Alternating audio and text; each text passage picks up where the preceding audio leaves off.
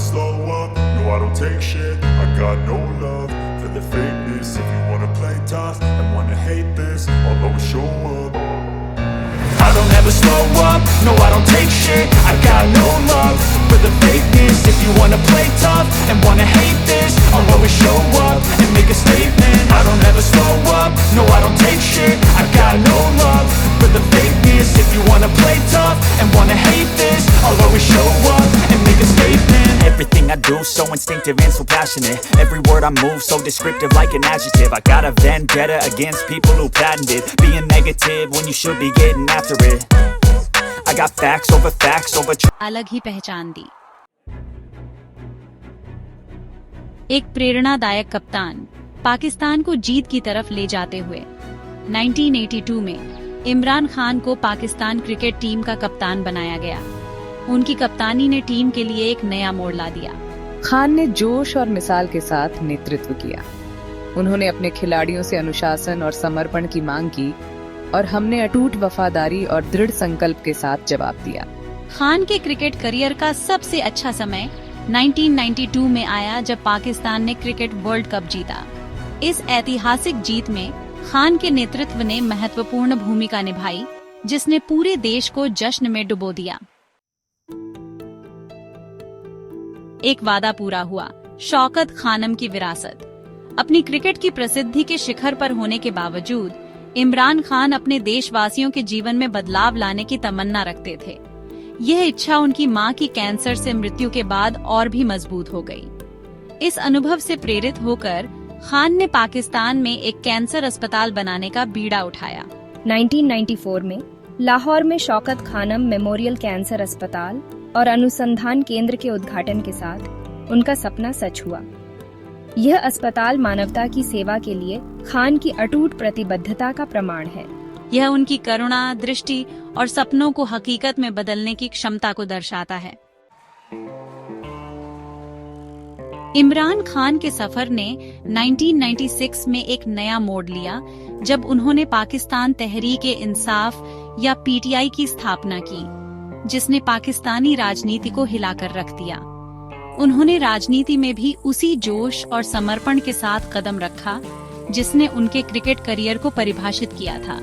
उनकी क्रिकेट उपलब्धियां और नेतृत्व कौशल उनके राजनीतिक जीवन में भी दिखाई दिए। उनका संदेश लोगों, खासकर युवाओं के दिलों तक पहुंचा, जो मौजूदा राजनीतिक व्यवस्था से निराश थे। उन्होंने उनके शब्दों में आशा की किरण देखी और उनके पीछे एकजुट होना शुरू कर दिया। उनका संदेश सरल लेकिन शक्तिशाली था, जो बदलाव की चाहत रखने वाले लाखों लोगों के दिलों की बात कह रहा था। उनके शब्दों में एक सच्चाई थी जो लोगों के दिलों तक पहुंची। उन्होंने राजनीतिक परिवारों को चुनौती दी और लोकतंत्र की स्थापना के लिए आवाज उठाई। उनकी दृढ़ता और निडरता ने उन्हें एक अलग पहचान दी। खान का राजनीतिक सफर चुनौतियों से भरा था, लेकिन वह अपने दृढ़ संकल्प पर अडिग रहे। उनकी दृढ़ता और कड़ी मेहनत ने उन्हें कभी हार नहीं मानने दी। उनका संघर्ष रंग लाया और पीटीआई ने धीरे धीरे गति पकड़ी और एक मजबूत राजनीतिक ताकत के रूप में उभरी। उनके नेतृत्व में पीटीआई ने पाकिस्तानी राजनीति में एक नया अध्याय लिखा। 2018 में वर्षों के संघर्ष के बाद इमरान खान की पार्टी पीटीआई आम चुनावों में विजयी हुई। यह एक लंबा और कठिन सफर था जिसने खान के नेतृत्व और समर्पण को दर्शाया। यह खान और पाकिस्तान दोनों के लिए एक ऐतिहासिक क्षण था। उनकी जीत ने देश में आशा की एक नई किरण जगाई। उन्होंने एक नए पाकिस्तान का वादा करते हुए पदभार संभाला, एक ऐसा पाकिस्तान जो भ्रष्टाचार से मुक्त हो और सामाजिक कल्याण और आर्थिक स्थिरता पर केंद्रित हो। उनके वादे ने लोगों में एक नई उम्मीद जगाई। खान की सरकार ने आम पाकिस्तानियों के जीवन को बेहतर बनाने के लिए कई पहल की। उनकी नीतियां सामाजिक न्याय और समानता को बढ़ावा देने के लिए डिजाइन की गई थीं। इनमें एहसास प्रोग्राम शामिल था, जो एक व्यापक सामाजिक सुरक्षा जाल है। इस कार्यक्रम से लाखों लोग लाभान्वित हुए। हालांकि खान का कार्यकाल चुनौतियों से मुक्त नहीं था, जिसमें एक संघर्षरत अर्थव्यवस्था और बढ़ती मुद्रास्फीति शामिल थी। इन मुद्दों का लोगों के जीवन पर गहरा प्रभाव पड़ा। इन चुनौतियों के बावजूद खान अपने दृष्टिकोण पर अडिग रहे। उनके नेतृत्व ने देश को एक नई दिशा में ले जाने का प्रयास किया।